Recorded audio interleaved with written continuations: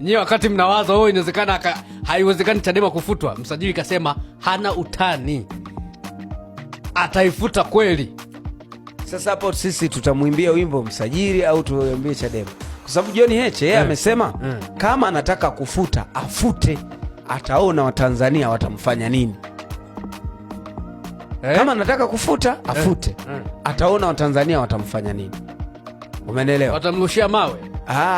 Wao sasa sijui wao watafanya nini. Na wao wamesema hawafanyi hicho kitu ambacho yeye ametaka kifanyike.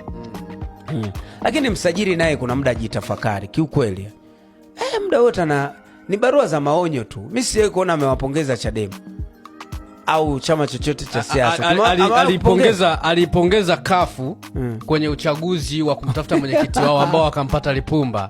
Baada ya hapo wamekaa miezi kadhaa, akarudi na barua kwamba uchaguzi haukuwa sawa.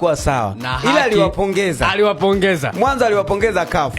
Kwamba bwana uchaguzi na vitu nini, chama kimeendelea kuwa imara, kinafuatilia misingi. Baadaye akarudi na kwamba sasa uchaguzi huu haukuwa huru, na baada ya baadhi ya wanachama kupeleka malalamiko hayo. Na alikuwepo yeye kwenye uchaguzi. Alikuwepo na alishuhudia. Alishuhudia. Huyo msajili wa vyama vya siasa. Ndio.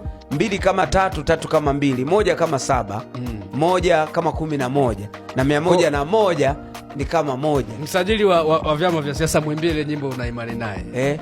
Tuna imani na msajili. Oya oya oya. Tuna imani na msajili. Oya oya.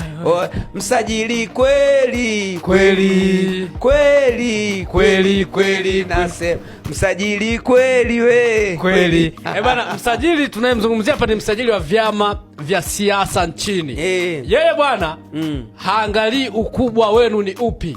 Lakini kwenye kuangalia ukubwa wenu alitoa onyo kwa Chama cha Mapinduzi leo.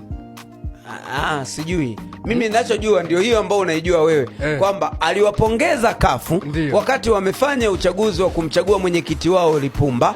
Lakini baadaye walipokuja baadhi ya wanachama kusema uchaguzi haukuwa huru na haki, na akawakosoa tena kafu wale waliowapongeza na alihudhuria mkutano wao wa uchaguzi, akawaambia uchaguzi kweli haukuwa huru na haki. Huyo ndio msajili wa vyama vya siasa wa Tanzania. Bana, gazeti la 88.5 Shamba FM.